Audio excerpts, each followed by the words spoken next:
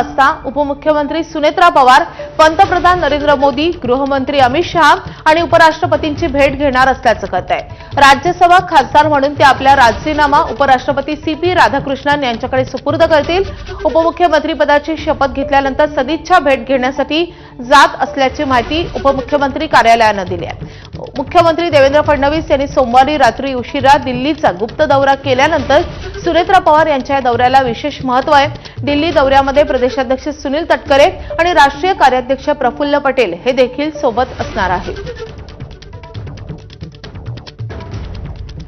तर उपमुख्यमंत्री सुनेत्रा पवार यांचा हा महत्त्वाचा दिल्ली दौरा आहे।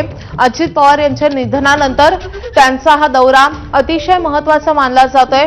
त्यांनी उपमुख्यमंत्री पदाचा आता पदभार कालच स्वीकारलेला आहे। त्यानंतर सुनेत्रा पवार या दिल्लीमध्ये अमित शहा आणि मोदी यांची भेट घेणार आहेत। दुसरा एक महत्त्वाचा विषय आहे तो म्हणजे विलीनीकरणाचा, या संदर्भात जोरदार चर्चा सुरू आहे। या संदर्भात आज दिल्लीत काही खलबतं होतात, काही पाहणं महत्त्वाचं असेल आणि राष्ट्रवादी पक्षाच्या राष्ट्रीय अध्यक्षासंदर्भातही आजच्या या भेटीमध्ये काही चर्चा होते का हे पाहणं देखील महत्त्वाचं असणार आहे। त्यामुळे अनेक अर्थांनी सुनेत्रा पवार यांच्या या दिल्ली दौऱ्याकडे लक्ष असणार आहे।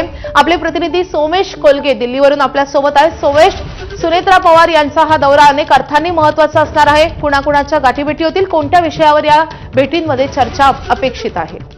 माधवी, कार्यभार स्वीकारताच तातडीने सुनेत्रा पवार या प्राथमिकता देत दिल्लीत आलेल्या आहेत आणि दिल्लीत येऊन त्या पंतप्रधान नरेंद्र मोदींची, केंद्रीय गृहमंत्री अमित शहा यांची आणि त्यासोबतच उपराष्ट्रपती CP राधाकृष्णन यांची भेट घेणार आहेत। यामध्ये ते राज्यसभा सदस्यत्वाचा राजीनामा देतील, पण त्याशिवाय त्यांची पंतप्रधान नरेंद्र मोदी आणि केंद्रीय गृहमंत्री अमित शहा यांच्यासोबतची भेट आणि त्यामध्ये होणारी चर्चा अतिशय महत्त्वाची असेल।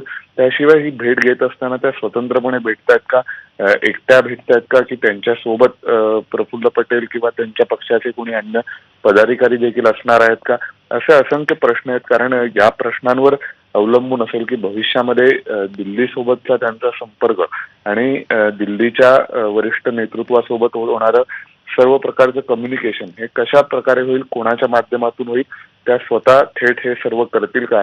तर आजच्या या त्यांच्या भेटीमधून हे स्पष्ट होईल की या संपूर्ण पक्षाचं नेतृत्व त्या एकट्या सिंगल हँडेडली स्वतःच्या हातामध्ये घेऊन चालवणार आहेत का, आणि भविष्यात दिल्ली सोबत जी काही चर्चा करायची आहे ती त्या थेट वैयक्तिक एकट्या म्हणून स्वतः करणार आहेत का।